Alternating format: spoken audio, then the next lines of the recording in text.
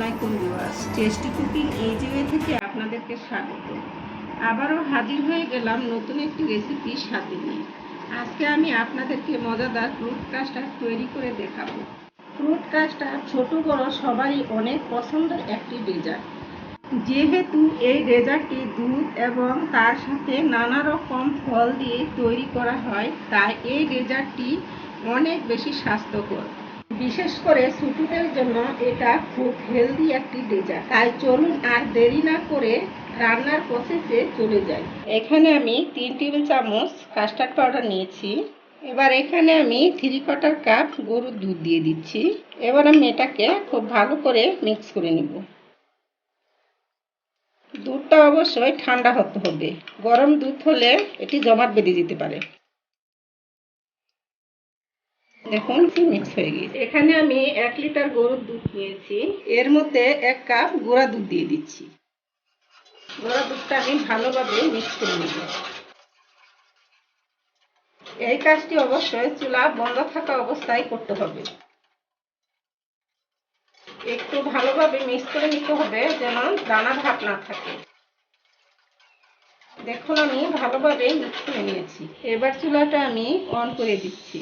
চুলার আঁচটা মিডিয়াম ফ্লেমে রেখে অনবরত নাড়তে থাকতে হবে। অনবরত না নাড়লে নিচে লেগে দিতে পারে। এভাবে আমি নাড়তে থাকবো আর দুধে বলক আসা পর্যন্ত অপেক্ষা করব।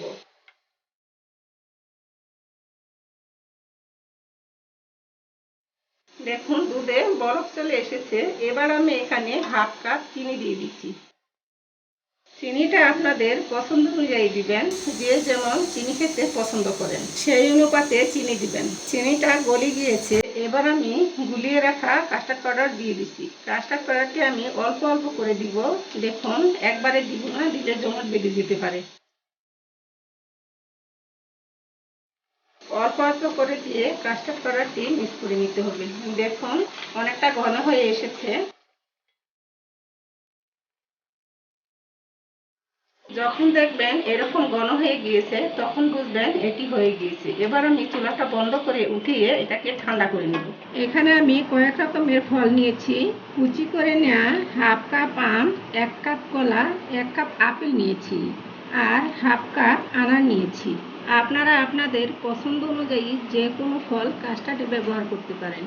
শুধু খেয়াল রাখবেন যেসব ফল থেকে বেশি পরিমাণ পানি বের হয় সেই সব ফল ইউজ করা যাবে না। যেমন পেঁপে, আনারস, তরমুজ এই ধরনের ফলগুলি ব্যবহার করা যাবে না। এবার কাস্টার্ড মিক্সারের মধ্যে ফলগুলি দিয়ে দিচ্ছি। এগুলো এখন ভালোভাবে মিক্স করে নিবে। কিন্তু ফলগুলি অবশ্যই পরিবেশন করার আগে দিবেন। ভালোভাবে মিক্স করে নিয়েছি। ফলগুলো কিন্তু পরিবেশন করার আগ মুহূর্তে দিতে হবে। এবার এটিকে আমি একটি পাত্রে পরিবেশন করে নিচ্ছি। একটি পাত্রে পরিবেশন করে নিয়েছি। এবার সৌন্দর্যের জন্য উপর থেকে কিছু বেদানা দিয়ে দিচ্ছি। তৈরি হয়ে গেল মজাদার ফ্রুট কাস্টার্ড। এই ডেজার্টটি যেমন সুস্বাদু তেমনি খুবই স্বাস্থ্যকর। তাই আপনারা অবশ্যই এই ডেজার্টটি বাসায় ট্রাই করবেন আর আমাকে কমেন্ট করে জানাবেন আপনাদের কাছে কেমন লাগলো রেসিপিটি। ইনশাল্লাহ কথা হবে পরবর্তী নতুন কোনো রেসিপির সাথে নিয়ে।